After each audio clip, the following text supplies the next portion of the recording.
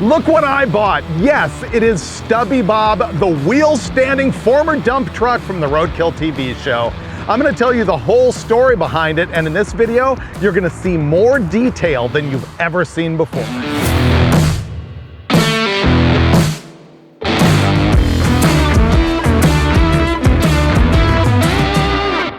Before we get started with Stubby Bob, let me tell you about something else I got. Bam! Stubby Bob t-shirts. Look at the artwork on these things. It is so killer. The link to these is in my description. Pick one up. And now, let's get into the details of the legend of Stubby Bob. First, let me tell you the story about this thing. It is the truck that Mike Finnegan has often said is the greatest thing that he and I ever built. And that started in 2015, which is hard for me to believe because as I record this, that means it is 10 years ago. One full decade since Finnegan brought me to his house in Georgia and surprised me with this 1950 Ford F6. Now at the time it was bone stock, it had a flathead Ford in it. It was really long because it had been a dump truck, and it had that non-synchro transmission that Finnegan learned how to double clutch in. And in that day, he and I decided we were gonna shorten it up. And the name came about actually from my recollection because it was one of those things we were struggling with. We knew it had to have a name, and I sort of don't like when you feel forced to have a name, but nonetheless, we put it out there to the audience, and somebody said that it should be Stubby, and someone said it should be Bob, and he and I were talking about it, and it came up to be called Stubby Bob because we had shortened the thing up. Now after that, it was on the 50th episode of Roadkill where we took a whole bunch of cars to an autocross, and yeah, we autocrossed Stubby Bob. After that 50th episode, Finnegan and I decided that we were gonna hop up the truck, and we were in the Hot Rod Magazine shop, and we thought that we were gonna put a big block Chevy in it. We were looking under the hood. It was kind of a tight fit. We were talking about it, and I had that aha moment where I said, wait a minute, the engine doesn't need to go under the hood, and we ended up fitting it out back. That's right, we got a 454 big block that actually came from Richard Holdner. We stuffed it in the back, and we never really considered that it might do wheelies, but as we built the thing, that germ of an idea started to come. And I took my buddy KJ Jones, who came into the shop and naysayed the entire thing, and I said, this thing's gonna do a wheelie, and he gave me the hard nah, dude. He's like, no way. And we famously bet $100, and Finnegan and I went out there, and sure enough, Mike stood this thing up on the trailer hitch receiver all the way, and his back is still paying for it. And the legend of Stubby Bob was secured right there when we not only built a ludicrous looking thing, but also got it to do that giant wheel stand. Now after that, in probably 2017, Mike Finnegan and Tony Angelo were in an episode of Roadkill. I actually wasn't in it, and it was one of the greatest episodes ever. They struggled so hard to make this do even bigger, badder, more frequent wheelies.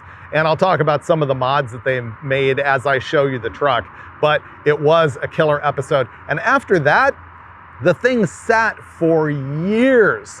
I guess for 8 years. It ended up going to car shows all around the country, and eventually in the very last season of Roadkill, among the very last episodes, Mike and I decided to get it going again, and it was a disaster. What we had planned on doing for one episode turned into two, but we did drive it from here around Gardena, California, all the way to Yuma to go to the dirt drags, and we did make a pass down the dirt drag strip in Stubby Bob. Unfortunately, it did not exactly live to tell about it. So that's a good segue for me getting into the details of Stubby Bob. Let me start at the front, and I'm gonna show you everything about this truck, front to back.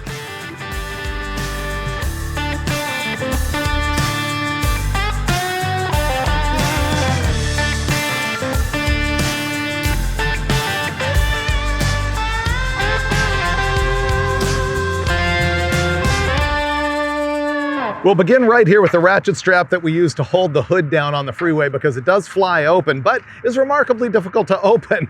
However, it is really cool. This lever, this piece of trim right here is what you pull to open the hood. Oh, and it's gonna open pretty well. Oh, I'd forgotten that we'd even done this. Remember, the engine is in the back on this truck. And so all of the water for the cooling system is plumbed all the way to the front. Actually, Lucky Costa initially did that for us. And on our most recent episode, when it was overheating, we decided to make this cardboard air deflector, which I will just remove because it didn't work anyway. And we thought that that would send some air through the radiator better. Wow, there's stuff here that I don't even remember what it is. Oh, yes, I do. This front radiator is for the little cooler that we made to cool the V-drive, which I'll get to. And then, of course, it has a transmission cooler and an aluminum radiator in it and a puke tank. And if you look down in here, there is a box that holds water that is for the cooler for the V-drive.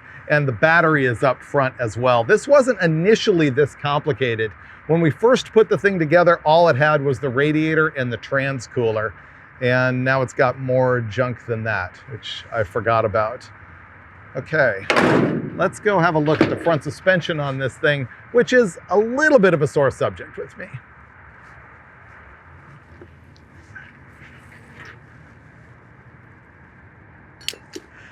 Here's the deal with the front axle.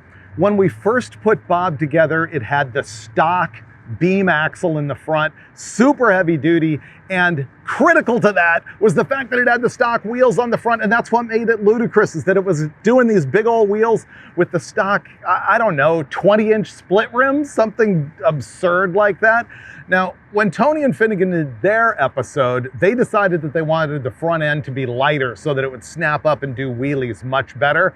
And so they installed another straight axle. It was a Speedway Engineering one, the type that would be designed for like a 55 Chevy or something like that. Little small leaf springs, pretty lightweight axle. You can't argue with their results. They did giant wheelies, but as you can imagine, when it came down, that axle tacoed itself. It was maimed. Now, Finnegan and I ended up putting another straight axle in it from Speedway that was heavier wall thickness, but it was still sketch. So in one of the last episodes that we did, we took a piece of rectangular tubing and turned it into a brace for the underside of the axle. Not awesome, but it probably helped us out. Now, the disc brakes that we used here are absurd. I think they're 9-inch. They're like the smallest discs I've ever seen out of the aftermarket for anything other than maybe a Civic. Way too small for this truck. Now, there was also the steering situation. Initially, we had the stock F6 steering in it, but in the most recent rebuild, we got it changed over to a little Saginaw box. It might be a Vega box. I need to look at it. I think it is a Vega box. And we also had to make a drop drag link to go to the tie rod that we also beefed up to make this all happen. But given all that, it still has the little tiny gasser leaf springs on it. It also has some shocks on the front that I think were Viking coilovers. They were just left over in a pile somewhere in the shop, so we just scabbed them in here. Now, the whole front suspension and steering is gonna have to change on this thing if I keep going on it, because to me, those big 20-inch split rims are the key to the look of Stubby Bob. When the small axle went in, so did the small wheels and tires that look just like regular stuff. I think they might be 17s. They're just not right. You need that big old bias ply on the big factory 20. I gotta have it, even if it means that I have to build a billet wheel adapter in order to do it. If I ever get Stubby Bob going the way I want to, it's gotta have those wheels. All right, let's move on. I think next I'm gonna show you what's up with the interior.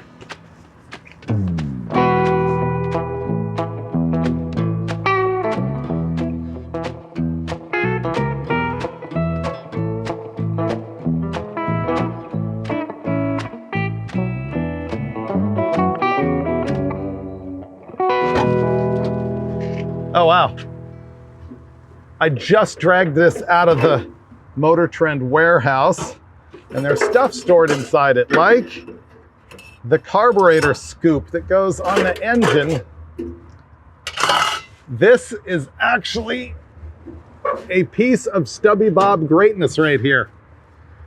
We made this out of the old door of our project car known as the NASCARlo, which was a 70 or 71 Monte Carlo on a stock car racing chassis, and we had shortened the doors on it, and so we used the doors to make the carburetor scoop. That is a keeper.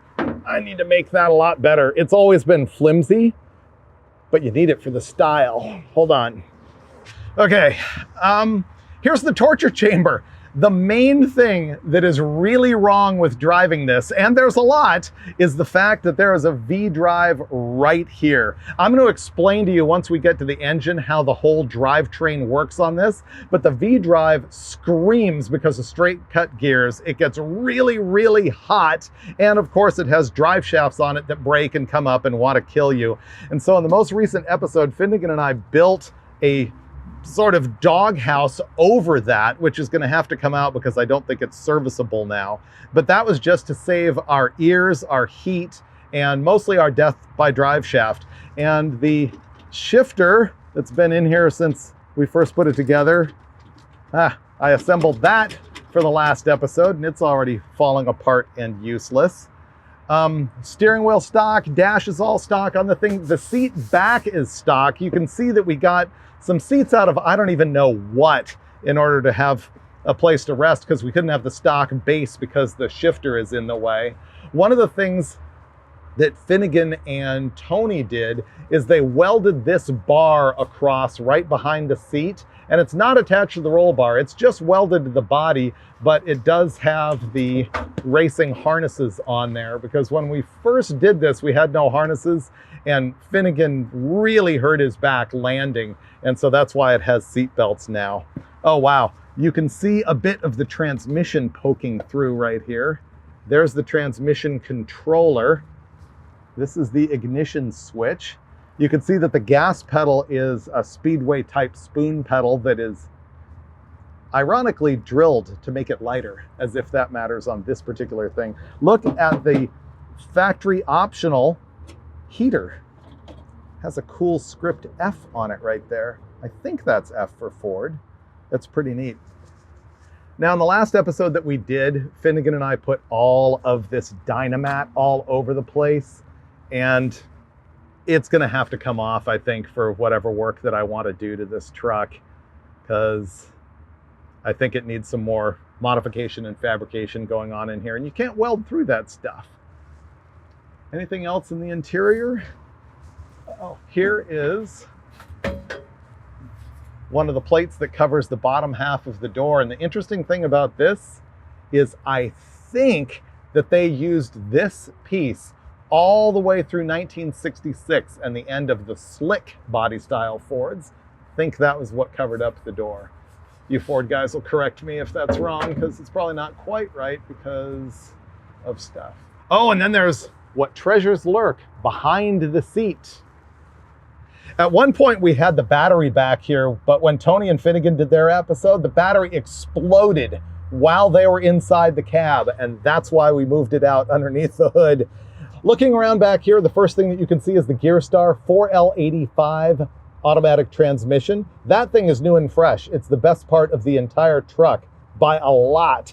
All right, there's a lot of wiring back here too. We've got our coil, we have our MSD6 boost timing master. That retards ignition timing in proportion to boost so that we can help keep the engine out of detonation.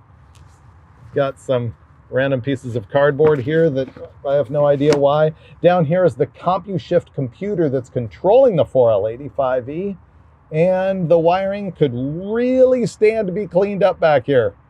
It's not awesome. Okay, next, I think, let me show you the good part. I'm gonna go to the blown big block in the back, and then we'll crawl under and I'll show you the rest of the suspension and drivetrain.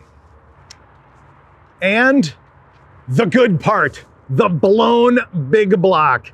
This is a 454 big block Chevy that came out of the junkyard. We actually got it from Richard Holdner. You can see Richard Holdner's channel here on YouTube. He does nothing but engine dyno testing and nonstop, great channel. And he used this as a mule. Thing is, I'm not certain how much he worked on it. I know he pulled it out of a junkyard. I know he put a cam in the thing. The question is, did he open up the ring end gaps for boost. You want to do that so that the heat under boost doesn't butt the ring end gap and break the piston. I kind of think that he did, and I kind of think that's why we got it from him. It was a long block when we got it, and subsequently we installed the Wyand 871 supercharger, a pair of 850 HP supercharger carburetors from Holley. I have no idea what cam is in the thing. We used a hooker header kit to make these headers. Finnegan mostly boogered those together, and we stood around just laughing so much that we had made these zoomies for it. And by the way, we have driven this thing everywhere, including from LA to Yuma, with no mufflers on it. It's not like we have inserts in the headers or anything. They are wide open and it's crazy. I remember when we did the last episode with this, I poured the headers full of confetti and we fired it up and surprised Finnegan with the confetti everywhere. It was really a lot of fun. Now, unfortunately, the engine is pretty trashed. It has been abused hardcore. First problem, it sat outside in storage for a long time and got water in it, but we got it going after that. Second problem, when it's doing wheelies, it has no oil pressure and you know it's at wide open throttle. So that's kind of an issue. And of course, we've been cramming boost through it the whole time. We have run it on just 91 octane fuel. And the last time we ran it, unfortunately, it blew both head gaskets bad. And how do I know that? Because it was dumping water out the outside of the block. It was really, really hideous. And now the 454 is completely locked up. So when I revive this thing, I'm gonna have to get some kind of a big block in here. The temptation is to put a 540, which much more supercharger and a much bigger cam and make a lot more power. Sentimentally, I'd kind of like to keep this thing just because it's a junkyard, but I will dingle ball it and rebuild it. I don't know, we'll have to decide. Now you may be asking yourself, what are these? These are spare drive shafts. There's a whole bunch of drive shafts going on underneath this truck. And in our last episode, we broke a bunch of them. And so we had spares made, and those are just hose clamped onto the roll bar. Oh, this roll bar here, by the way, is an invention again of Tony Angelo and Mike Finnegan. They did that when they were doing much more radical wheelies with the thing because they thought if they happened to roll it over backwards or sideways or whatever, they'd have a margin of protection. Oh, I forgot this was here. Here is the other little dinky drive shaft that goes in this. I'm going to show you this in a minute. When we first put this together, I remember I was doing a whole bunch of fiddly work on the thing, and Finnegan took all day long, let's be honest, making a gas tank out of a beer keg. He was just learning to TIG at the time, I think. This is about 10 years ago. Obviously he had done some of it, but he really wanted to fool around with figuring out how to get a regular steel fill pipe inside what I think is a stainless steel keg. Huh, that was a lot of fun. Oh, but I remember it rusted really badly. Let's see if it's still that way. We had so much rust in this that we had to do the old trick of putting a chain in the gas tank and shaking it all around to get rid of all of the rust. Oh yeah, it's still a disaster, of course. Interruption, I just wanted to remind you again about the Stubby Bob t-shirts because the artwork on these is so great. It looks mean, it looks lovable. It's got the original front tires on there. So that's what's on the back. Up front, you've got the DF logo in the colors and patina of Stubby Bob. These things are black, they're made in USA. The link to them is in my description. It's my store, shop.davidfreiburger.com. Man, I need you to buy one of these to fund the restoration or recreation or update of Stubby Bob.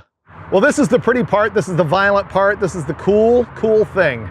But let's lie underneath and see where the disaster begins. Okay, I've shown you the glory. Now I'm going to show you the defeat. Here's how this thing works. The engine is mounted backwards in the chassis, so the flywheel is forward. And then it's bolted to that Gearstar 4L85E. Then there is a little stubby drive shaft that goes into a V-drive. It's a Casal V-drive like you would find in a speedboat that has a propeller on it. And this one's kind of unusual because it is parallel output. So technically it's not even a V. It doesn't have V like that. So this is where it goes in and this is where it comes out. Ours is parallel, and apparently it came from a trophy truck. And so that V-drive has ended up giving us trouble, not really because of the V-drive itself, but because the way we mounted it in there and the drive shaft angularity issues. And this is a different V-drive than we started with. A guy called Slim had set us up with the initial one, and maybe this one as well. And it turns out this one has a 2-to-1 ratio in it. So when we first installed it, the reason Tony and Mike were able to do such killer wheelies is because the gear ratio was really low because it was doubled in the V-drive.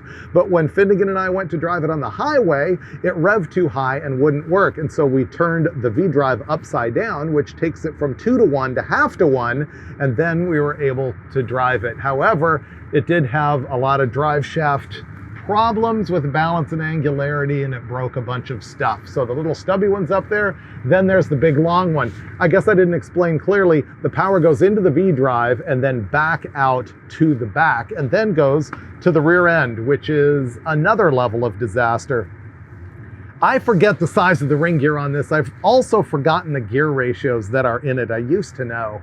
It's like 7-to-1 and 5.2-to-1 or something like that, because it can be shifted between two gears. You can see that there's a ratchet strap here that is holding the shift lever forward. From the factory, it's activated by a big vacuum pod, and now it just pops out of gear all of the time. And so we had to hold it in that forward gear using the ratchet strap. And that rear end has got bearings going bad, and we took it to a differential guy, heavy truck guy, and he's like, dude, there's just no, this is not happening. And so there's no parts for that. So it might end up needing a different rear end, which is kind of okay because it needs an entirely different rear suspension. You can see right here, there are 2 fingers of travel in the rear suspension before the axle bottoms out on the frame. And trust me, you know it when that happens. It goes solid and it wants to kill you. And so that is another problem that's gonna mean needing probably an entirely different rear suspension. Oh, also under here I'm looking, I can see the water cooling lines where the coolant from the engine goes up to the radiator and back. That probably needs something different about it. I see all sorts of wiring.